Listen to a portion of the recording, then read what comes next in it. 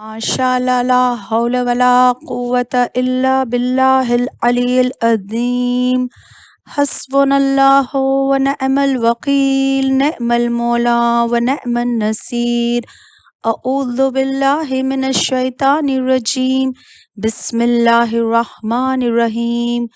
अल्हम्दुलिल्लाहि रब्बिल आलमीन वस्सलातु वस्सलाम अला अशरफिल अंबियाए वल मुरसलीन नबीना हबीबना व शफील मुज़निबीन व रहमतुल लिल आलमीन अबिल क़ासिम मुहम्मद। अल्लाहुम्मा स्वल्लि अला मुहम्मद व आलि मुहम्मद व अज्जिल फ़रजहुम। रब्बिश्रह ली सदरी व यस्सिर ली अमरी वहलुल उक़दतम मिन लिसानी यफ़क़हू क़ौली। अल्लाहुम्मा अख़रिजनी मिन ज़ुलुमातिल वहम व अकरिमनी बिनूरिल फ़हम। अल्लाहुम्मा अफ़्तह अलैना अब्वाब रहमतिक वंसुर अलैना ख़ज़ाइनुक उलूमक बिरहमतिक या अरहमर राहिमीन। अल्लाहुम्मा स्वल्लि अला मुहम्मद व आलि मुहम्मद व अज्जिल फ़रजहुम। अल्लाहुम्मा कुल्ले वलिय्यिकल हुज्जत इब्निल हसन स्वलवातुका अलैहि व अला आबाइहि फ़ी हादिहिस सआति व फ़ी कुल्लि सआ वलिय्यन व हाफ़िज़न व क़ाइदन व नासिरा व दलीलन व आइना हत्ता तुस्किनहु अर्ज़क तौआ व तुमत्तिअहु फ़ीहा तवीला। अल्लाहुम्मा स्वल्लि अला मुहम्मद व आलि मुहम्मद व अज्जिल फ़रजहुम व अला अहलि बैतिहि तय्यबीन अत्ताहिरीन अल-मअसूमीन अल-मज़लूमीन व लानतुल्लाहि अला अअदाइहिम अजमईन।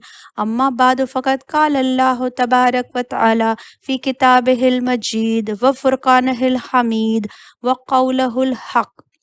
अल्लाहुम्मा स्वल्लि अला मुहम्मद व आलि मुहम्मद व अज्जिल फ़रजहुम फ़रजना बिहिम। शुरू करती हूँ अल्लाह के नाम से जो बड़ा मेहरबान निहायत रहम करने वाला है। कनीज़ान फ़ातिमा ज़हरा सलामुल्लाह अलैहा, सलामुन अलैकुम व रहमतुल्लाहि व बरकातुहू। अज़ीज़ान गिरामी, सबसे पहले आइए परवरदिगार आलम का शुक्र अदा करते हैं जिसने हमें इस दर्स की तौफ़ीक इनायत फ़रमाई है। आगाज़ी मजलिस में हम मौला हुसैन अलैहिस्सलाम के दुआए अरफ़ा के जुमलों को समाअत फ़रमाएंगे। आइए उनके बेहतरीन जुमलों से मजलिस की इब्तिदा करते हैं। दुआए अरफ़ा में मौला हुसैन अलैहिस्सलाम कहते हैं कि जब मैंने दुआ मांगी तूने कबूल की और जब मैंने सवाल किया तो तूने अता किया। फिर मौला हुसैन फरमाते हैं, ऐ वो जिसे मैंने बीमारी में पुकारा तो शिफा दी, उरियानी में पुकारा तो लिबास दिया, भूख में पुकारा तो मुझे सैर किया, प्यास में पुकारा तो सैराब किया, पस्ती में इज्जत दी, नादानी में मारिफत बख्शी, तंगदस्ती में मुझे माल दिया, मदद मांगी तो मेरी मदद फरमाई। मौला हुसैन अलैहिस्सलाम के इन जुमलों पर गौर व फिक्र करने से हमारे जहन के दरीचे गोया खुलने लगते हैं और अल्लाह की मारिफत और मोहब्बत में इजाफा होता है। वाक़ईन हम जब सोचते हैं तो ख्याल आता है कि ये वही तो परवरदिगार है जिसके लिए मौला हुसैन कह रहे कि जब मैंने दुआ मांगी तूने कबूल की। तो हमें भी याद आता है कि वाक़ईन परवरदिगार मैंने जब जब दुआ मांगी तूने कबूल की। फिर इमाम कहते जब मैंने सवाल किया तूने अता किया, यानी हमें भी याद आ रहा है कि वाक़ईन कितनी मर्तबा हम सवाल करते हैं, वो हर बार हमारे सवाल को पूरा करता है। फिर मौला के जुमले पर गौर करते हैं कि बीमारी में पुकारा तो शिफा दी। तो हमें भी याद आता है बहुत सी मर्तबा जब भी हमने बीमारी में पुकारा यकीनन परवरदिगार ने शिफा दी है, उसी ने लिबास दिया और उसी ने जब हम भूखे थे और पुकारा तो उसने सैराब कर दिया। हम प्यासे थे पुकारा सैराब कर दिया। यकीनन यही वो परवरदिगार है जिसने हमें इज्जत दी है, یقیناً اس نے ہمیں مال دیا، یعنی ان تمام نعمتوں پر ایک کے بعد ایک جب ہم جملوں کو اپنی زبان سے ادا کرتے ہیں تو اس پر غور کرتے ہیں، یقیناً ہمارے شکر میں اضافہ ہونا چاہیے کہ اچھا پروردگار نے واقعاً نادانی میں ہمیں معرفت دی ہے، ہمیں یقیناً تنگ دستی میں مال دیا ہے، بے شک ہر نعمتیں اسی نے عطا کی ہے۔ لیکن عزیزان گرامی ایک چیز پر غور کریں کہ پروردگار فقط ہم انسانوں کو ہی نہیں عطا کرتا، کیونکہ اس کی مخلوقات میں فقط ہم انسان تھوڑی ہی ہے۔ وہ تو ٹھیک ہے کہ انسان کو پروردگار عالم نے خلق کر کے کہا اشرف المخلوقات، مگر اس کی مخلوقات کے جو زمین و آسمان میں ہے، زمین کی تہ میں، سمندر کی تہ میں ہے، ہم نہیں جانتے کہ اللہ کی کتنی مخلوقات اس نے پیدا کی ہے، یعنی اللہ کی کتنی مخلوق ہے ہم نہیں جانتے، اور وہ اپنے ہر مخلوق کے سوال کرنے پر عطا کرتا ہے۔ کیسے عطا کرتا ہے؟ آئیے ایک چھوٹا سا واقعہ سناتی چلوں۔ ایک بار جناب سلیمان نبی کی قوم پر بارش نہیں ہو رہی تھی تو قحط والی کیفیت ہو گئی، اور 1 سال گزر گیا تو سارے لوگ جناب سلیمان نبی علیہ السلام کے پاس آئے اور آ کر کہتے ہیں کہ اے اللہ کے نبی، آپ دعا کیجئے، مزید اگر بارش نہ ہوئی تو قحط ہو جائے گا، لوگ غذا کو ترس جائیں گے۔ جناب سلیمان نبی نے کہا ٹھیک ہے، کل نماز فجر کے بعد ہم سب پوری قوم شہر سے باہر نکلیں گے اور ایک مقام پر جا کر نماز استسقاء پڑھیں گے۔ ہم سب جانتے ہیں کہ بارش جب نہیں ہوتی تو نماز استسقاء پڑھی جاتی ہے۔ خیر اگلا دن آیا، نبی خدا اپنی قوم کو لے کر چلے اور شہر سے باہر گئے، ایک مقام پر جا کر رک گئے، اپنی قوم سے کہا رک جاؤ۔ یہاں پر لوگ حیران ہو گئے، رک گئے۔ اب جناب سلیمان نبی نے ایک مرتبہ سر کو جھکایا اور سر جھکا کے کچھ گویا سن رہے تھے۔ لوگوں نے کہا کہ اللہ کے نبی آپ کیا سن رہے ہیں؟ نبی نے کہا کہ زمین پر ایک چونٹی ہے، اینٹ، ایک چونٹی ہے۔ کتنی بڑی ہوتی ہے عزیزان گرامی یہ چونٹی؟ یہ تو اللہ کی ایک چھوٹی سی مخلوق ہے۔ نبی کہہ رہے ہیں کہ زمین پر ایک چونٹی ہے جو اپنے پنجوں کے بل پر کھڑی ہو کر آسمان کی طرف نگاہ کر کے خدا سے دعا کر رہی ہے کہ بار الہ ہم بھی تو تیری مخلوق ہے اور تیرے رزق کے محتاج ہے، انسانوں کے گناہ کے سبب پروردگار ہمیں بارش سے محروم نہ کرنا، ہمیں رزق سے محروم نہ کرنا۔ جناب سلیمان نبی نے کہا واپس چلو، نماز استسقاء کی ضرورت نہیں ہے۔ لوگوں نے کہا کیوں؟ کہا کہ اللہ نے اس چونٹی کی دعا کو سن لیا ہے اور اللہ اب ابر برسانے والا ہے۔ بس پوری قوم پلٹ کر شہر آئی اور پھر ایسی بارش آئی، ایسی کھیت ہرے بھرے ہو گئے، اتنا غلہ اگا کہ اس سے پہلے کبھی نہیں اگا تھا۔ یعنی اللہ صرف ہماری ہی نہیں، اپنی ہر مخلوق کے سوال کو پورا کرتا ہے، ہر مخلوق کی دعا کو قبول کرتا ہے، ہر مخلوق سے باخبر ہے، وہ ہر ایک کے اعمال کو دیکھ رہا ہے۔ اس واقعے پر غور و فکر کرے، مولا حسین کے ان جملوں پر غور و فکر کرے کہ جو یقیناً ہر ایک کی دعا کو قبول کرتا ہے۔ اگر چونٹی جیسی مخلوق کی دعا بھی خدا قبول کرتا ہے تو وہ ہماری دعا کو بھی ضرور قبول کرے گا۔ ان مشکل ترین حالات میں ہمیں اس پر توکل کرنا چاہیے اور دعا کرتی رہنی چاہیے، جس نے قرآن میں سورہ نصر کی 6 آیت میں کہا ہے کہ یقیناً مشکلات کے بعد آسانی بھی ہوتی ہے۔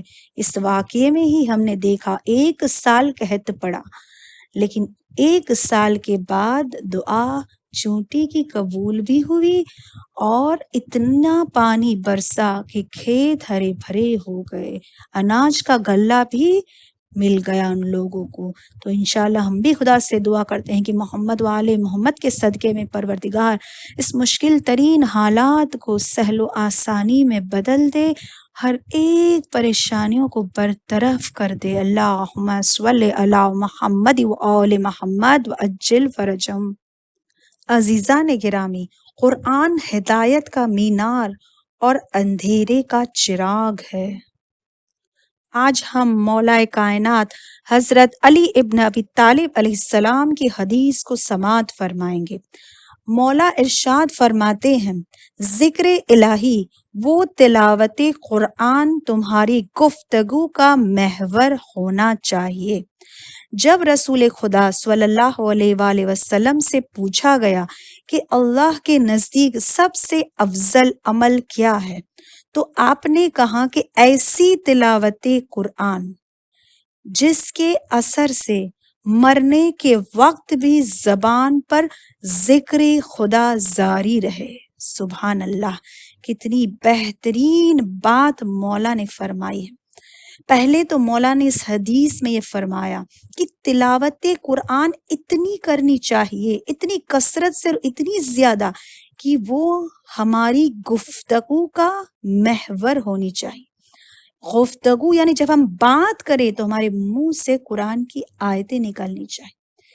پھر دوسری چیز اس حدیث میں قابل غور یہ ہے کہ پیغمبر سے جب پوچھا گیا کہ اللہ کے نزدیک سب سے افضل عمل کیا ہے، تو صرف تلاوت قرآن نہیں کہا عزیزو، کہا کہ ایسی تلاوت قرآن جس کے اثر سے مرنے کے وقت بھی زبان پر ذکر خدا جاری رہے۔ ہم خود سوچیں کہ یہ کب ہوگا کہ ہمارے مرتے وقت ذکر قرآن زبان پر ہو؟ تبھی نا کہ جب ہم خود کثرت سے اتنا پڑھیں کہ یہ قرآن کو حفظ بھی کریں، کہ ہمارے لبوں پر قرآن کی تلاوت ہمیشہ رہے۔ دعا کرے عزیزو کہ ایسی بہترین حدیث پر خدا ہمیں عمل کرنے کی توفیق دے کہ ہم اتنا قرآن پڑھے کہ یہ ہماری گفتگو کا محور بن جائے۔ ہم اتنا قرآن پڑھیں اور اتنا بہترین اور افضل عمل اسے بنائے کہ مرتے وقت ہماری زبان پر ذکر خدا یعنی یقیناً یہ قرآن ہمارے لبوں پر جاری رہے۔ اللہم صلی علی محمد و آل محمد و عجل فرجہم۔ معصومین علیہ السلام نے سورہ قدر کے جو فوائد بیان کیے ہیں ان میں سے ہم 40 فوائد کو سن چکے الحمدللہ۔ سورہ قدر کا 41واں فائدہ 5ویں امام باقر علیہ السلام نے یہ فرمایا ہے حدیث میں۔ عزیزو ایسی حدیث ہے کہ ہمارا دل خوش ہو جائے گا۔ آپ فرماتے ہیں کہ اگر کوئی اس سورہ قدر کو زعفران یعنی کیسر سے لکھ کر دھو کر پی لے تو اس کی بصیرت میں نور اور دل میں یقین پیدا ہوگا اور اللہ اسے حکمت نصیب کرے گا۔ یقیناً کتنی بہترین بات بتائی ہے، اور سامعین کو پتہ ہی ہے کہ زعفران سے کیسر سے جب کوئی چیز ہمیں لکھنی ہے تو ہمیں کانچ کی پلیٹ پر کیسر سے لکھنا ہے اور اس کے بعد اسے پی لینا ہے، جس سے اسے بصارت، یقین اور حکمت نصیب ہوگی۔ 42واں فائدہ، اس بابرکت سورہ قدر کا کیا کہنا؟ اگر کوئی کھیت یا کوئی باغ پر اگر اسے پڑھ دیا جائے تو وہاں بہت زیادہ برکت ہوگی۔ 43واں فائدہ، زوال آفتاب کے وقت 100 مرتبہ سورہ قدر پڑھے تو پڑھنے والے کو رسالت مآب پیغمبر خدا صلی اللہ علیہ وآلہ وسلم کی زیارت ہوگی، یعنی قسمت والا ہے یقیناً کہ وہ مدینہ پہنچ جائے۔ آئیے ہم بھی دعا کریں کہ پروردگار ہمیں جلد سے جلد حج و زیارت سے مشرف فرمانا۔ 44واں فائدہ سورہ قدر کا یہ ہے کہ 5ویں امام نے فرمایا کہ اگر کوئی چیز تقدیر پر سبقت کر سکتی ہے تو کہنا ہے کہ سورہ قدر کے پڑھنے والے تقدیر پر سبقت کر سکتے ہیں، یعنی تقدیر میں یوں لکھا ہوگا، یہ کہہ کر بیٹھے نہیں رہتے۔ اگر قدر کی راتوں میں تقدیر میں لکھا گیا ہو تو بھی سورہ قدر پڑھ کر لکھا ہوا مٹا دیتے ہیں۔ تو عزیزان گرامی، یہ وہ سورہ ہے کہ جو ہماری تقدیروں کو پلٹ کر رکھ دے گا، لہٰذا زیادہ سے زیادہ ہمیں اس سورے کی تلاوت کرنی چاہیے۔ 45واں فائدہ منقول ہے کہ ہمارے 8ویں امام علی رضا علیہ السلام جب نیا لباس پہنتے تھے تب پانی پر 10 مرتبہ سورہ قدر، 10 مرتبہ سورہ قل ھو اللہ، 10 مرتبہ سورہ قل یا ایھا الکافرون پانی پر دم کر کے وہ پانی نئے کپڑوں پر چھڑکتے تھے، نئے لباس پر چھڑکتے تھے اور فرماتے تھے کہ جو شخص اس عمل کو انجام دے گا تو جب تک اس کپڑے کا ایک تار بھی اس کے بدن پر رہے گا یہ اللہ کی امان میں رہے گا۔ ایسے بھی ہم سب کو نیا لباس پہنتے وقت یوں دعا کرنی ہی چاہیے کہ پالنے والے اس لباس سے مجھے صحت، عزت، عمر اور ایمان میں اضافہ کر، حسد، جھوٹ، غصہ، غرور کو مجھ سے دور کر۔ مالک، میں نے اپنے ہاتھوں سے یہ لباس پہنا ہے، ایسے ہی اپنے ہاتھوں سے اتارنا نصیب کر۔ یہ نہ ہو کہ میرا لباس لوگ کینچی سے کاٹ کر اتار دے۔ تو کتنی بہترین بات ہے عزیزان گرامی، چھوٹا سا عمل ہے جسے ہمیں یاد کر کے انجام دینا چاہیے۔ سورہ قدر کی تفسیر آج ہم تفسیر نور الثقلین سے سنیں گے، اور یہی روایت اصول کافی جلد 2 میں بھی تحریر کی ہوئی ہے۔ حضرت امام باقر علیہ السلام نے ارشاد فرمایا، اللہ تعالیٰ نے آغاز آفرینش سے لیلۃ القدر کو خلق فرمایا۔ آفرینش یعنی خلقت کا آغاز، تخلیق کا آغاز۔ جب اللہ نے خلق کرنا شروع کیا، جب کائنات کو خلق کرنا شروع کیا تھا، آغاز کیا تھا، تبھی سے لیلۃ القدر کو خلق کر دیا تھا، اسی وقت اسے پیدا کر دیا تھا۔ پھر آگے امام ارشاد فرماتے ہیں کہ اور اسی ذات نے یہ فیصلہ فرمایا کہ یہ شب ہر سال آئے گی، اور اس میں آنے والے سال کے فیصلے اور جملے امور کی تفصیلات اور ان کے طریقہ کار فرشتے لے کر حاضر ہوں گے، اور اللہ کا فیصلہ یہ ہے کہ اس کی جانب سے آنے والے تمام انبیاء و رسول اور ائمہ پر اس رات کے فیصلوں کو حجت قرار دیا جائے گا، اور جو احکام جناب جبرائیل لاتے ہیں وہ اس رات میں نازل ہونے والے امور کے علاوہ ہوتے ہیں۔ ایک سائل نے امام سے سوال کیا، کیا محدث وغیرہ کے پاس بھی جبرائیل آتے ہیں اور دیگر ملائکہ؟ امام علیہ السلام نے فرمایا، انبیاء و مرسلین کے بارے میں تو کوئی شک ہی نہیں، ان کے علاوہ بھی دنیا کے آغاز سے اس کے خاتمے تک خدا کی کوئی حجت روئے زمین پر رہے گی، اور شب قدر میں امر الہی نازل ہوگا اس شخص پر جس کو خدا اپنے بندوں میں سب سے زیادہ دوست رکھتا ہے۔ خدا کی قسم، شب قدر میں ملائکہ اور روح امر الہی کو لے کر آدم علیہ السلام پر نازل ہوئے، اور وہ امور الہی کو لے کر حضرت آدم علیہ السلام پر جو نازل ہوئے، خدا کی قسم اب آدم علیہ السلام نے رحلت فرمائی تو اس کے وسیع ان کی جگہ پر ہوئے، اور اسی طرح سے آدم کے بعد جو بھی انبیاء آئے تو شب قدر میں امر الہی ان کے پاس آیا، اور ان کے بعد ان کے اوصیاء کے پاس، اور خدا کی قسم آدم سے لے کر محمد مصطفیٰ صلی اللہ علیہ وآلہ وسلم تک اس رات میں جس کے پاس بھی امر الہی آیا اس کو حکم دیا گیا کہ وہ فلاں شخص کی وصیت کرے۔ خدا نے اپنی کتاب میں حضرت صلی اللہ علیہ وسلم کے بعد ولیان امر کے متعلق فرمایا ہے، تم میں جو لوگ ایماندار ہیں انہوں نے نیک اعمال کیے ہیں، خدا نے ان سے وعدہ کیا ہے کہ وہ ان کے روئے زمین کا خلیفہ اسی طرح بنائے گا جس طرح ان سے پہلوں کو بنایا ہے۔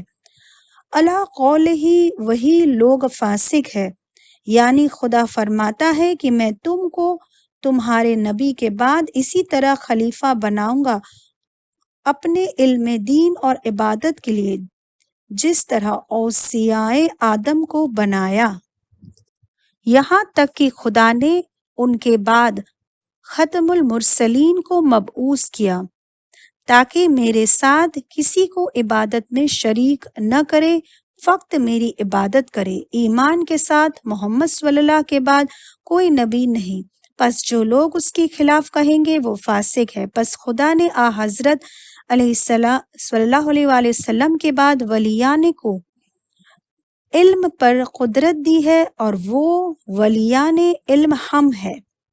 پس ہم سے پوچھو جو پوچھنا ہے، اگر ہم سچ کہیں کہ وقت اظہار ابھی نہیں آیا تو ہماری صداقت کا اقرار کرو، لیکن تم ایسا کرنے والے نہیں۔ یہ ان شیعہ سے خطاب ہے جو تاقریہ نہیں کرتے تھے۔ پس ہمارا عالم ہونا اور ہمارے غیر کا جاہل ہونا ظاہر ہے، لیکن وہ وقت جب ہم سے دین ظاہر ہوگا اور لوگوں کے درمیان اختلاف باقی نہ رہے گا، اس کے لیے ایک وقت معین ہے۔ راتوں اور دنوں کے گزرنے کے بعد جب وقت آئے گا تو دین ظاہر ہوگا، اور اس وقت صرف ایک ہی دین ہوگا، اور خدا کی قسم عمر طے ہو گیا ہے کہ مومنوں کے درمیان اختلاف نہ رہے گا، اور اسی لیے لوگوں پر ان کو گواہ بنایا ہے تاکہ محمد صلی اللہ علیہ وآلہ وسلم ہم پر گواہ ہو اور ہم اپنے شیعہ پر گواہ ہو اور ہمارے شیعہ لوگوں پر گواہ بنے۔ اللہم صلی علی محمد وآل محمد۔ بسم اللہ الرحمن الرحیم وشاورہم فی الامر۔ پروردگار عالم کا سورہ آل عمران 159 نمبر کی آیت میں ارشاد ہو رہا ہے کہ اے رسول صلی اللہ علیہ وآلہ وسلم، اور کاموں میں تم ان کا مشورہ لو۔ تو عزیزان گرامی، حقوق کے سلسلے سے ہم نے نصیحت کرنے والے کے حقوق بھی سنے اور نصیحت طلب کرنے والے کے حقوق بھی سنے۔ آج ہم مشورہ لینے والے کا حق سنیں گے۔ یہ قرآن مجید کی آیت مشورے کے اہمیت کو ظاہر کرتی ہے کہ پروردگار عالم نے اپنے پیغمبر خدا صلی اللہ علیہ وآلہ وسلم سے کہا کہ اور کاموں میں تم ان کا مشورہ لو۔ یہاں امر کے معنی بہت وسیع ہے۔ پیغمبر خدا صلی اللہ علیہ وآلہ وسلم احکام الہی میں مشورہ نہیں کرتے تھے، لیکن وحی الہی کے تابع تھے۔ قاعدے بنانے میں صلاح نہیں لیتے تھے، لیکن قاعدے کے عمل کرنے میں صلاح لیتے تھے۔ یعنی یہ پروردگار عالم کی طرف سے جو حکم تھا وہ قاعدے کے عمل کے سلسلے میں تھا، نہ کہ قاعدہ بنانے کے سلسلے میں۔ اور اس آیت کے بعد پیغمبر خدا صلی اللہ علیہ وآلہ وسلم نے لوگوں سے مشورہ لیا تھا۔ تو عزیزان گرامی، چوتھے امام، امام زین العابدین علیہ السلام مشورے لینے والے کا حق یوں بیان کرتے ہیں۔ کتاب آئین حقوق میں امام فرماتے ہیں کہ جو تم سے مشورہ لیتا ہے اس کا حق یہ ہے کہ اگر اس کے کام کے بارے میں تمہارے پاس کوئی رائے ہے تو اس کی نصیحت و خیر خواہی کے لیے کوشش کرے، اور جو کچھ جانتے ہو وہ اسے سمجھاؤ، اور اس سے یہ کہو کہ اگر تم اس کی جگہ ہوتے تو اس پر عمل کرتے۔ یہ اس لیے ہے تاکہ تمہاری طرف سے اس پر مہربانی ہو، کیونکہ نرمی و مہربانی وحشت کو ختم کر دیتی ہے، سختی وحشت پیدا کرتی ہے۔ اور اگر تم اسے کوئی مشورہ نہیں دے سکتے، لیکن تمہاری نظر میں کوئی ایسا شخص ہو، کوئی ایسا انسان ہو جس پر تمہیں اعتماد ہے اور اس سے مشورہ لینے کو پسند کرتے ہو، تو اس کی طرف اس کی رہنمائی کر دو اور اسے اس کا پتہ بتا دو۔ اس کے بارے میں کوئی کوتاہی نہ کرو اور اس کو نصیحت کرنے میں دریغ نہ کرو۔ خدا کی پناہ کے علاوہ کوئی پناہ نہیں اور اس کی طاقت کے علاوہ کوئی طاقت نہیں ہے۔ چوتھے امام علیہ السلام کے جملوں کا مفہوم یہ ہے کہ امام علیہ السلام فرما رہے ہیں کہ جو تم سے مشورہ لیتا ہے اس کا حق یہ ہے کہ اگر تمہارے پاس کوئی رائے ہے تو تم اسے دے دو اور اسے سمجھاؤ کہ اگر تم اس کی جگہ پر ہوتے تو تم اسی طرح سے عمل کرتے، اس پر مہربانی کرو۔ اور اگر تم کوئی مشورہ نہیں دے سکتے تو پھر تمہاری نظر میں اگر کوئی ایسا شخص ہے کہ جس پر تمہیں اعتماد ہے تو تم اس کی طرف اس کی رہنمائی کرو۔ عزیزان گرامی، اسلام میں مشورے کی اتنی اہمیت ہے کہ ابھی ہم نے آیت میں سنا کہ پیغمبر خدا صلی اللہ علیہ وسلم پر وحی نازل ہوتی تھی اور آپ کی فکر و نظر بہت ہی قوی تھی، آپ کو مشورے کی ضرورت بھی نہیں تھی، لیکن ایک طرف سے مسلمانوں کو مشورے کی اہمیت سے آگاہ کرنے اور دوسری طرف لوگوں میں غور و فکر کی استعداد بڑھانے کے لیے آپ مسلمانوں کے ان امور میں جن میں خدا کے قوانین جاری ہونے کے پہلو نہ تھے، ان قوانین غزاری میں مشورہ لیتے تھے اور صاحبان نظر کی رائے کو اہمیت دیتے تھے۔ عزیزان گرامی، آئیے حدیث کی روشنی میں دیکھیں کہ کن لوگوں سے مشورہ نہیں کرنا چاہیے۔ کچھ ایسے لوگ ہیں جن سے مشورہ نہیں کرنا چاہیے۔ روایت میں ملتا ہے کہ ہر ایک سے مشورہ نہیں لیا جا سکتا۔ کچھ لوگوں سے مشورہ کرنا بدبختی و ناکامی کا باعث ہوتا ہے۔ حضرت علی علیہ السلام نے فرمایا، خبردار بخیل و کنجوس سے مشورہ نہ کرو کہ وہ سخاوت سے روک دے گا اور ناداری سے ڈرائے گا۔ کتاب گناہ کبیرہ کی 3 جلد میں یہ واقعہ ملتا ہے کہ اسحاق بن عمار چھٹے امام علیہ السلام سے عرض کرتے ہیں کہ ایک شخص حج پر جانے کے لیے آیا اور اس نے میری صلاح مانگی، یعنی مشورہ مانگا۔ تو وہ شخص کی حالت چونکہ کمزور تھی جسمانی طور پر اور مالی حالت بھی اچھی نہیں تھی، تو اسحاق بن عمار نے جب دیکھا کہ اس کے حالات جسمانی طور پر بھی ٹھیک نہیں ہے اور مالی حالت کے طور پر بھی ٹھیک نہیں ہے، تو وہ کہتا ہے چھٹے امام سے کہ میں نے اس کو حج کے لیے منع کر دیا، یعنی میں نے حج کے لیے جانے کو منع کیا کہ تم نہ جاؤ۔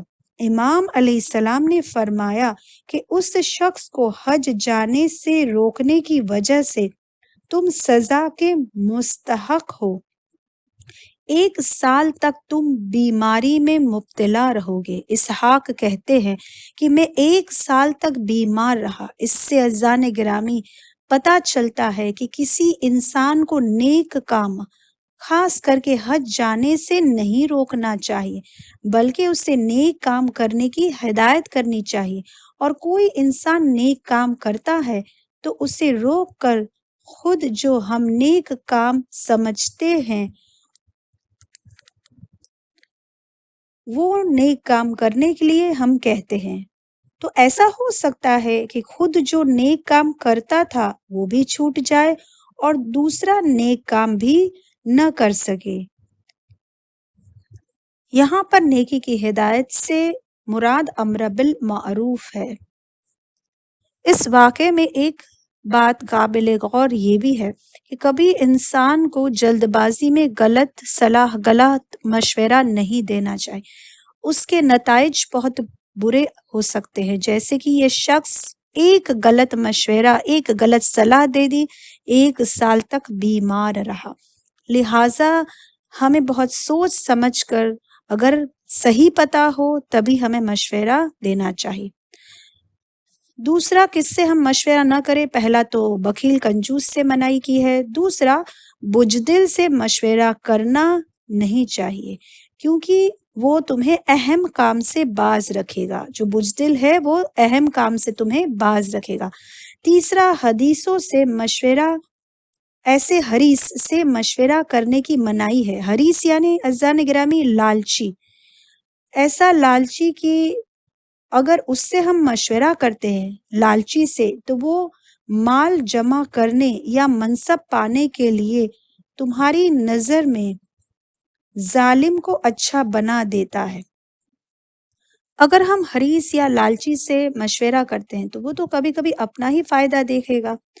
وہ یا تو مال یا منصب کے لیے کبھی کبھی ظالم کو اچھا بنا دے گا، اور اس سے مشورہ کرنے سے انسان نقصان پا سکتا ہے۔ کبھی کبھی کچھ لوگ بنا کچھ سوچے سمجھے ایسے ہی بس غلط مشورہ، غلط صلاح دے دیتے ہیں، جس کا انجام بہت برا ہوتا ہے۔ محدث جزائری بیان کرتے ہیں کہ اسفان میں ایک شخص اپنی زوجہ کو ڈنڈے سے مار رہا تھا۔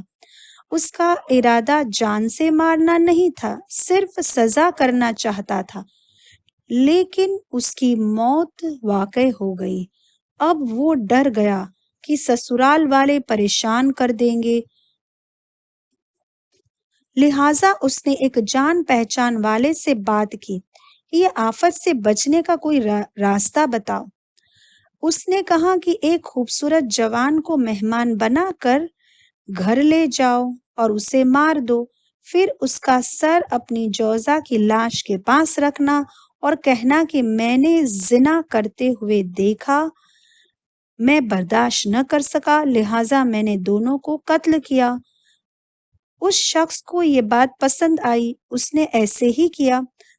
سسرال والے رشتہ دار سب سے کہا اس نے کہ اب جس نے صلاح دی تھی اس کا بیٹا جب گھر نہیں آیا تو وہ لوگ پریشان ہوئے۔ پھر اس نے اس سے پوچھا کہ تم نے صلاح پر عمل کیا؟ اس شخص نے کہا ہاں۔ کہا لاشا کہاں ہے بتاؤ؟ جب دیکھا تو خود ہی کا جوان بیٹا تھا۔ اس شخص نے دوسرے کے لیے کنواں کھودا تھا، خود ہی گر پڑا۔ عزیزان گرامی، غلط صلاح دینے کا نتیجہ اس سے ہی بھگتنا پڑا۔ اس نے تو بس ایسے ہی کہہ دیا کہ ایک نوجوان تمہیں مل جائے تم اسے مار ڈالو، لیکن عزیزان گرامی کتنا غلط اس نے مشورہ دیا تھا، اور اسی کے نتیجے میں اسی کا بیٹا مارا گیا۔ اسی لیے حدیثوں میں ملتا ہے کہ ہر ایک سے صلاح اور مشورہ نہیں کرنا چاہیے عزیزان گرامی، کہ کوئی بھی ہمیں مل گیا اور ہم اسے مشورہ کر لیں، نہیں عزیزان گرامی۔ تو پھر اسلام میں کن لوگوں سے مشورہ کیا جائے؟ آئیے حدیث کی روشنی میں دیکھتے ہیں کہ ہمیں کن سے مشورہ کرنا چاہیے۔ حدیثوں میں ملتا ہے کہ پہلے اس سے مشورہ کریں کہ جو خدا سے ڈرتا ہو۔ دوسرا، صاحبان عقل، مردوں میں سے صاحبان عقل سے مشورہ کرو کہ وہ تمہیں نیک مشورہ دے گا۔ خبردار، صاحب ورع عقل مند کی بات کی مخالفت نہ کرنا، کیونکہ صاحبان ورع عاقل کی مخالفت کرنے سے انسان کا دین بھی برباد ہو جاتا ہے اور دنیا بھی۔ تیسرا، کسی سمجھدار انسان کا مشورہ لینا۔ چوتھا، علم، جس کے پاس علم ہو۔ اب یہاں علم کے وسیع معنی ہیں، ہم اس بات کو ایک ایگزامپل، ایک مثال سے سمجھیں گے۔ جیسے بہت ساری چیزوں کا الگ الگ علم ہوتا ہے، آپ کو کیسا مشورہ لینا ہے اس حساب سے آپ کو صاحبان علم کی پسندگی کرنی ہوگی۔ مثال کے طور پر آپ کو ایک نئی گاڑی لینی ہے، تو آپ میرے پاس آئے اور پوچھنے لگے کہ میں کون سی گاڑی لوں۔ بزان گرامی، گاڑی کے بارے میں آپ کو کیا مشورہ دوں، کیونکہ یہ میرا ٹاپک نہیں ہے، میرا سبجیکٹ نہیں ہے، مجھے کیسے پتا چلے گا گاڑیوں کے بارے میں۔ لہٰذا اگر آپ کو گاڑی لینی ہے تو آپ کسی ایسے شخص سے مشورہ، یعنی کسی میکینک سے یا کسی ایسے شخص سے مشورہ کریں کہ جو اس کا علم رکھتا ہو۔ دوسری چیز ایسی مثال، جیسے اگر آپ کو کوئی بیماری ہوئی ہے اور آپ اس کی دوا کے لیے مجھ سے پوچھ رہے ہیں، تو آپ اگر مجھ سے دوائی کے بارے میں پوچھ رہے ہیں تو میں تو ڈاکٹر نہیں ہوں، نہیں مجھے اس کے بارے میں کچھ علم ہے، لہٰذا میں آپ کو کیا مشورہ دوں۔ لہٰذا ان دو مثالوں سے ہم نے یہ جانا عزیزان گرامی کہ آپ کو مشورہ لیتے وقت جس کے پاس اس کا علم ہو اس کے پاس جانا چاہیے۔ چوتھا کہ کسی امانت دار شخص سے مشورہ لیا جائے۔ پانچواں دیندار، اور اگر کوئی دوست ہے، اگر کوئی بھائی ہے تو یہ دیکھنا ہوگا کہ وہ دیندار کتنا ہے، تب جا کر آپ اس سے مشورہ لیجئے۔ عزیزان گرامی، حدیثوں میں ان 5 لوگوں کا ذکر ملتا ہے کہ جب بھی ہمیں مشورہ لینا ہے تو ہمیں دیکھنا چاہیے کہ یہ 5 جو باتیں بتائی ہے اس حساب سے ایسے لوگوں سے ہمیں مشورہ کرنا چاہیے۔ یوں تو دین اسلام میں مشورے کے بہت زیادہ فائدے اور نتائج بیان کیے ہیں، مگر آئیے ہم صرف 3 نتیجے اور 3 فائدوں کو سنتے ہیں۔ اسلام میں اجتماعی اہم مسائل میں سے ایک اہم مسئلہ مشورہ ہے۔ مشورہ کے بغیر کوئی کام بھی ناقص ہوتا ہے۔ فکر و خیال کے لحاظ سے کوئی شخص کتنا ہی قوی، کتنا ہی طاقتور کیوں نہ ہو، لیکن اس کی نظر مسائل کے چند پہلو تک ہی پہنچتی ہے اور اس کے دوسرے پہلو اس پر چھپے مخفی رہتے ہیں۔ مگر جب وہ مسائل کمیٹی میں پیش ہوتے ہیں اور مختلف عقلی تجربے اور نظریات ایک دوسرے کی مدد کرتے ہیں تو اس کے نقصان کم ہو جاتے ہیں۔ لہٰذا اسلام میں مشورے کی بڑی اہمیت ہے۔ جو پہلا یہ ہے کہ جو لوگ اپنے کام میں ایک دوسرے سے مشورے اور صلاح سے کاموں کو انجام دیتے ہیں ان سے کم لغزشیں یعنی کم بھولیں ہوتی ہے، اور اپنے آپ کو دوسروں کی رائے و مشورے سے بے نیاز جو سمجھتے ہیں عزیزان گرامی، مگر ان کی صلاحیتیں دب جاتی ہے۔ دوسرا کہ جو شخص کسی کام کے لیے دوسروں سے مشورہ لیتا ہے تو اس کی کامیابی سے لوگ اس سے کم حسد کرتے ہیں۔ کیونکہ وہ یہ سمجھتے ہیں کہ اس کو ہماری وجہ سے کامیابی ملی ہے، اور اگر ناکامیابی ہوتی ہے تو لوگ ملامت نہیں کرتے بلکہ ان کو اس کی شکست کا افسوس ہوتا ہے۔ مثال کے طور پر میں آپ کے پاس آئی اور آپ سے میں نے مشورہ لیا، تو اگر میں کامیاب ہوتی ہوں تو یقیناً آپ حسد نہیں کریں گے، بہت کم حسد ہوگی، اور اگر مجھے کامیابی نہیں بھی ملی تو آپ کو افسوس ہوگا اس بات پر۔ تیسرا یہ کہ انسان اپنے بارے میں سمجھ لیتا ہے، خود ہی وہ اندازہ لگا لیتا ہے کہ کس کو اس سے محبت ہے اور کس کو اس سے عداوت ہے۔ یعنی وہ جب مشورہ لیتا ہے تو مشورہ جب وہ لیتا ہے تو اسے خود بخود پتہ چل جاتا ہے کہ کس کو اس سے محبت ہے اور کس کو اس سے عداوت ہے۔ مشورے کے سلسلے میں قرآن مجید کی ایک اور آیت کا ترجمہ اور تفسیر سماعت فرماتے ہیں۔ قرآن کے سورہ شورى آیت نمبر 38 میں خداوند عالم کا ارشاد ہو رہا ہے کہ اور جن لوگوں نے اپنے رب کی دعوت کو قبول کر لیا اور نماز قائم کی اور ان کا کام آپس کے مشورے سے انجام دیتے ہیں، اور ہم نے جو دیا ہے اسے ہماری راہ میں خرچ کرتے ہیں، اس سے مراد انصار بھی ہے۔ کیونکہ جب رسول خدا صلی اللہ علیہ وسلم نے انہیں ایمان کی دعوت دی تو انہوں نے اس بات کو قبول کر لیا۔ تفسیر میں ملتا ہے کہ اور ایوب انصاری کے گھر میں رسول خدا صلی اللہ علیہ وسلم کی مدد کرنے کے لیے جمع ہو گئے۔ جو آپس میں مشورہ کرتے تھے انہیں نیک راہ ملتی تھی۔ تو اس آیت کے ترجمے اور تفسیر سے یہ پتہ چلتا ہے کہ اس آیت میں خدا کی دعوت قبول کرنے کے بعد، نماز قائم کرنے کے بعد اجتماعی مسئلہ مشورہ بیان ہوا ہے۔ اس کے بغیر تمام کام ناقص ہے۔ اسی آیت کی وجہ سے عزیزان گرامی اس سورے کو شورا کہا جاتا ہے۔ شورا یعنی صلاح۔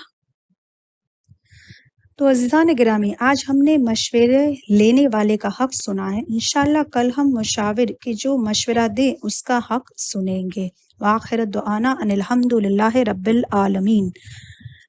بسم اللہ الرحمن الرحیم۔ یا اللہ یا رحمان یا رحیم یا مقلب القلوب ثبت قلبی علی دینک، اللہم صلی علی محمد و آل محمد۔ پروردگارہ تجھے واسطہ محمد و آل محمد کا امام زمانہ کے ظہور میں تعجیل فرما، امام کے ظہور میں سہل و آسانی فرما، امام کی پہلی آواز پر لبیک کہنے کی توفیق عنایت عطا فرما، ان کے آوان انصار تابع اور فرمابدار شیعوں میں سے ہم سب کو قرار دینا۔ پروردگار ہمارے اور ہمارے مرحومین کی مغفرت فرما۔ پروردگار خصوصی طور پر ماہ رمضان میں پڑھی جانے والی دنوں کی دعا کے جملوں کو دہراتے ہیں۔ اے معبود رحمت نازل فرما محمد صلی اللہ علیہ وآلہ وسلم پر، اور اس مہینے میں دور رکھ مجھ سے نیند، ڈھیل، چڑچڑاہٹ، سستی، سخت دلی، بے خبری اور فریب کو مجھ سے دور رکھ۔ اس مہینے میں درد، بیماریاں، پریشانیاں، غموں، دکھوں، بیماریوں، خطاؤں اور گناہوں کو مجھ سے بچائے رکھ۔ اس مہینے میں مجھ سے ہر برائی، بے حیائی، رنج، کٹھنائی، سختی اور بودولی کو دور کر، بے شک تو دعاؤں کو سننے والا ہے۔ اے پروردگار اس مہینے میں مجھ سے دھتکارے ہوئے شیطان سے پناہ دے، اس کے اشارے، اس کی سرگوشی، اس کی منتر، اس کی پھونک، اس کے برے خیال، رکاوٹ، داؤ بناوٹ اور اس کے فندے، دھوکوں، آرزو، بھولاوے، بہکاوے اور اس کے جالوں، ٹولیوں، پیروکاروں، ساتھیوں، دوستوں اور اس کے ہمکاروں اور اس کے دھوکوں سے پناہ دے۔ اے معبود رحمت بھیج محمد صلی اللہ علیہ وآلہ وسلم پر اور مجھے اور میرا نصیبہ بڑھا دے۔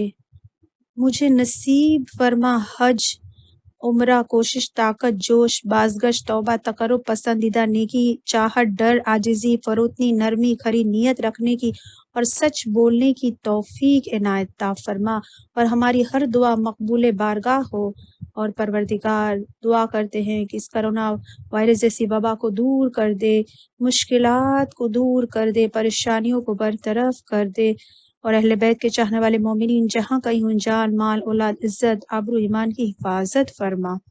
اور پروردگار خصوصی طور پر تیری معرفت کے ساتھ عبادت اور اطاعت کر کے تیری خوشنودی حاصل کرنے کے، تیری رضا تک پہنچنے کی توفیق عنایت عطا فرما، اور اس مہینے میں مجھے زیادہ حصہ دے، یعنی رحمت، بخشش، محبت، قبولیت، درگزر، نیز ہمیشہ کے لیے بخشش، آرام، آسودگی، آگ سے نجات، جنت میں جانے کی کامیابی اور دنیا و آخرت کی بھلائی میں سب سے زیادہ حصہ دے۔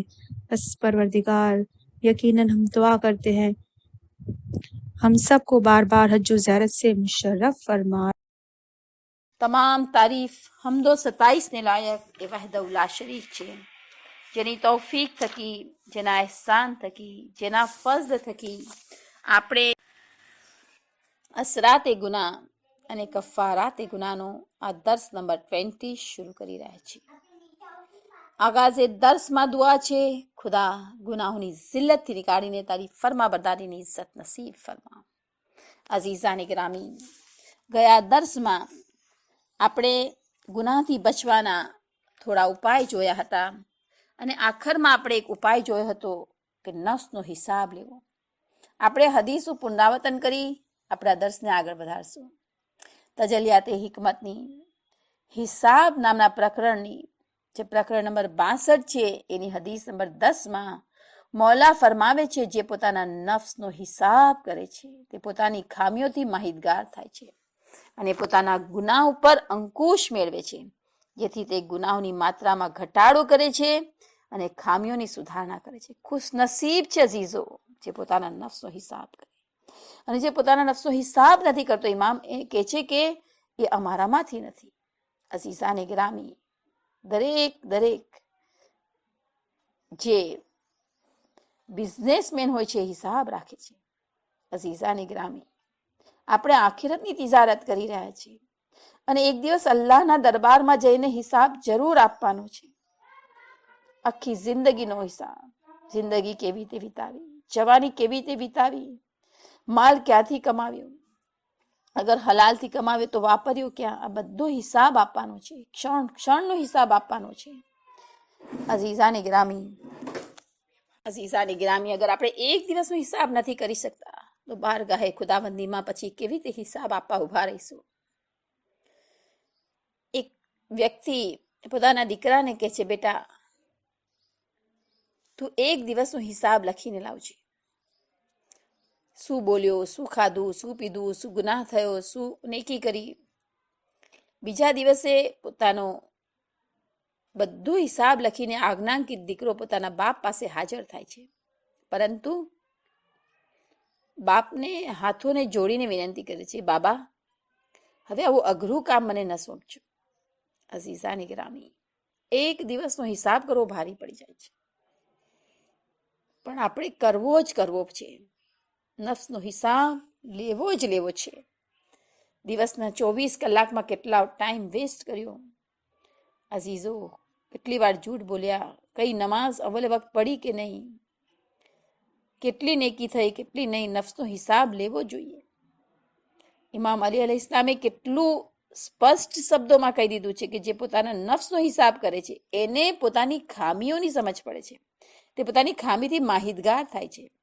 જ્યારે મને મારી ખામી સમજમાં આવી જશે અઝીઝો, તો હું ગુનાહ પર કાબુ મેળવીશ, ગુનાહ ઓછા થશે, હું મારી ખામીઓની સુધારણા કરીશ. જો હું નફ્સનો હિસાબ જ નહીં લઉં તો મને એ જ ખબર નહીં પડે કે મારી કઈ ખામી છે, અને જ્યારે હું મારી ખામી જ નહીં જાણું તો મારા ગુનાહ પર અંકુશ કેવી રીતે મેળવીશ. અઝીઝો, કુરાને મજીદનો એક સૂરો છે જેનું નામ છે સૂરે મુનાફિકૂન. ઊભા એ સૂરાને પડવું જોઈએ તાકે આપણને આપણી ખામીઓ જણાય. અઝીઝાની ગ્રામી, અગર આપણને કોઈ બીમારી હોય છે તો આપણે ભાગીને જઈએ છીએ અઝીઝાની ગ્રામી રિપોર્ટ નીકાળવા માટે. લેબોરેટરીમાં જઈને આપણા ખૂનનો રિપોર્ટ નીકાળી લઈએ છીએ, કઈ બીમારી છે ખબર પડે તાકે એનો ઈલાજ થાય. તો જ્યાં સુધી આપણે આપણા નફ્સનો હિસાબ નહીં લઈએ ત્યાં સુધી આપણને આપણી ખામીઓ, આપણા ગુનાહ નહીં ખબર પડે, આપણે એના પર કાબુ નહીં પામી શકીએ. મોલા ફરમાવે છે, ગુનાહો બાબતે ખૌફ નફ્સની જેલ છે અને ગુનાહોથી અટકાવનાર છે. અઝીઝો,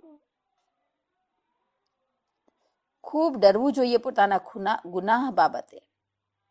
ગુનાહ બાબતે જે ખૌફ છે, જે ખૌફે ગુનાહ છે, એ નફ્સની જેલ છે, કેદખાનું છે અને ગુનાહથી અટકાવનાર છે. છઠ્ઠા ઇમામની એક હદીસ જે ઉસૂલે કાફી ભાગ 2 પેજ નંબર 7 પર છે. અઝીઝાની ગ્રામી, એમાં છઠ્ઠા ઇમામ ફરમાવે છે, અલ મુમિનો બૈન મખાફતૈન જંબુ કદ મઝા લા યદરી મા સુનઉલ્લાહ ફીહે વ ઉમરુ બકયા લા યદરી મા યક્તસિબુ ફી. મોમિન હંમેશા 2 બાબતો માટે ચિંતાતુર રહે છે.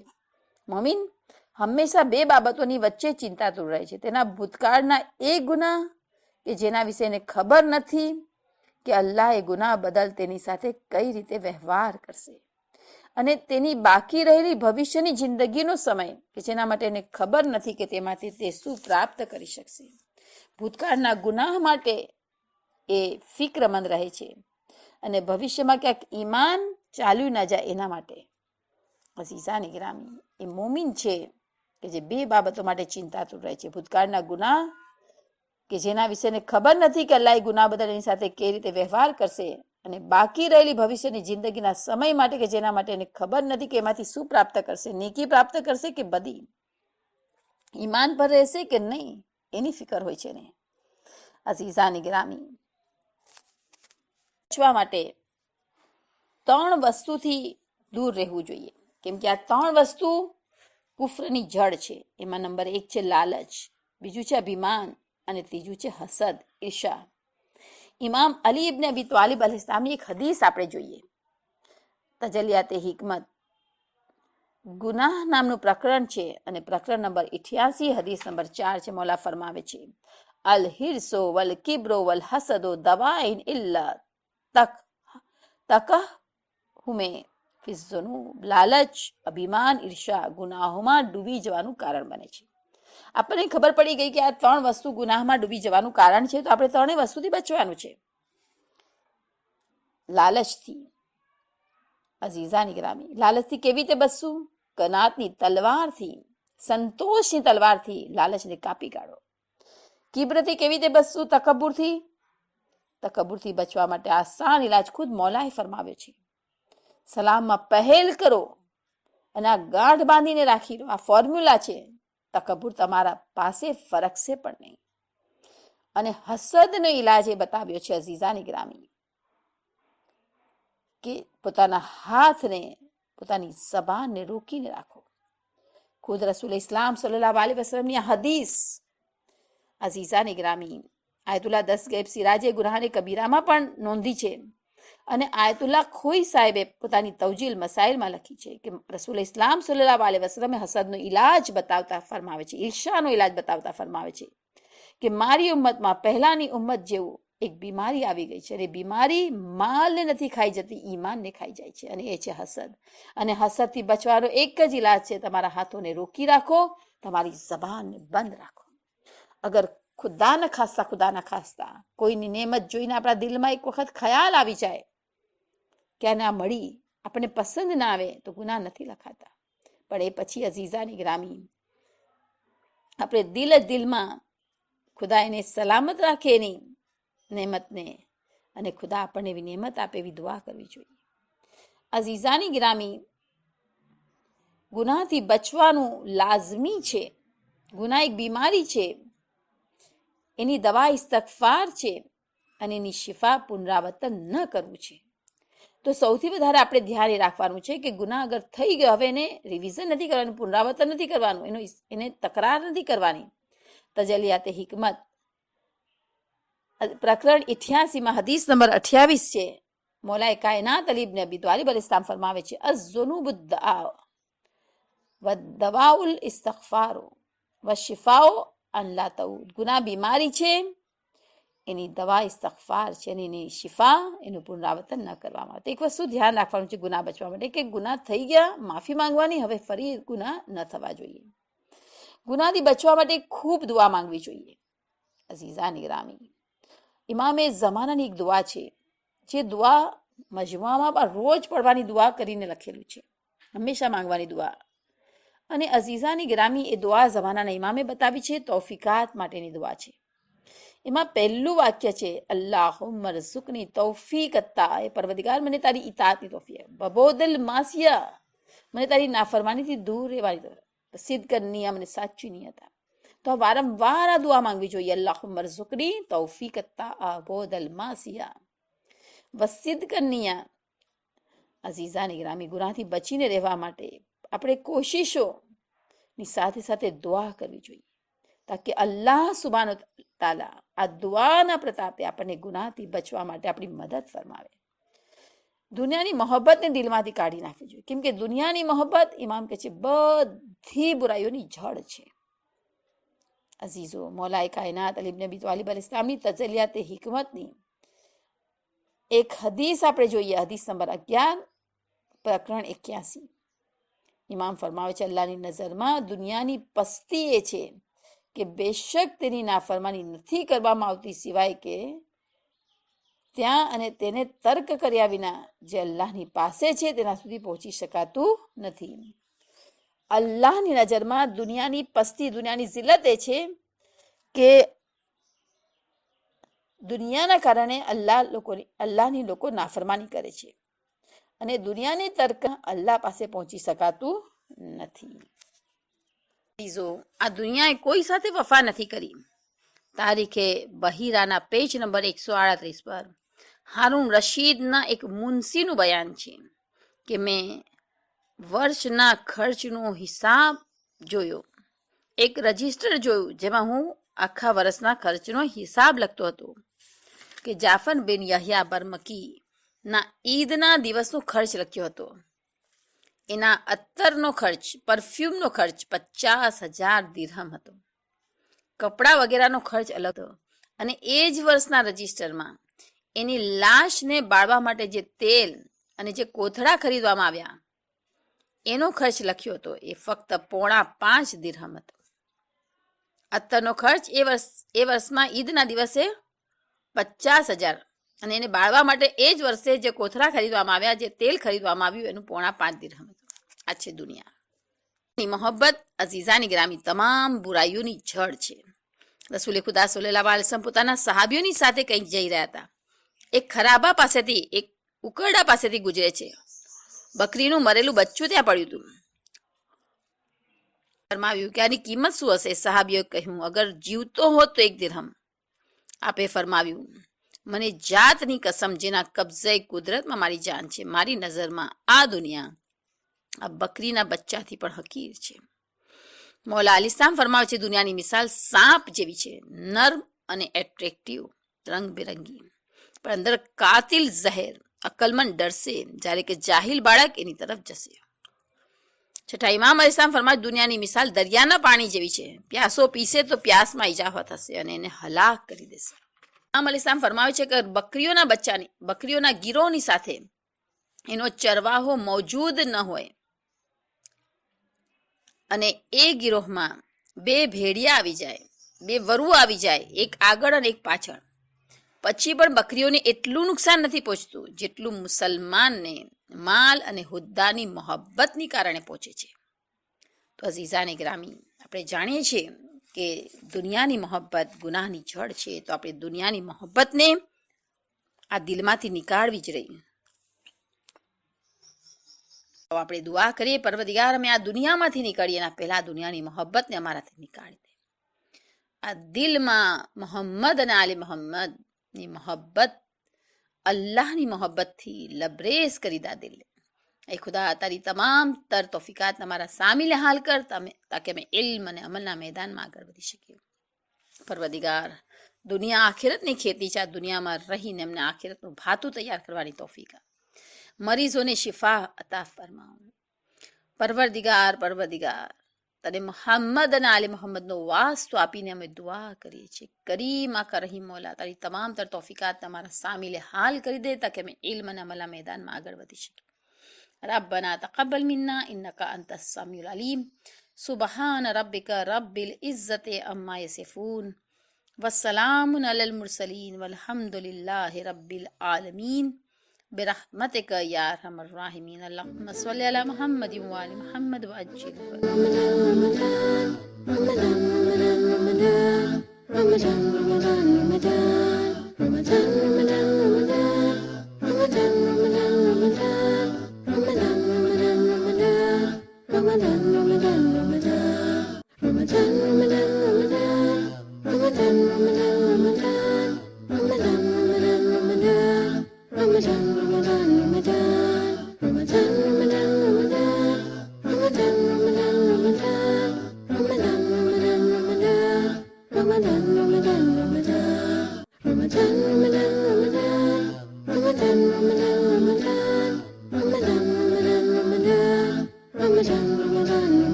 Ramadan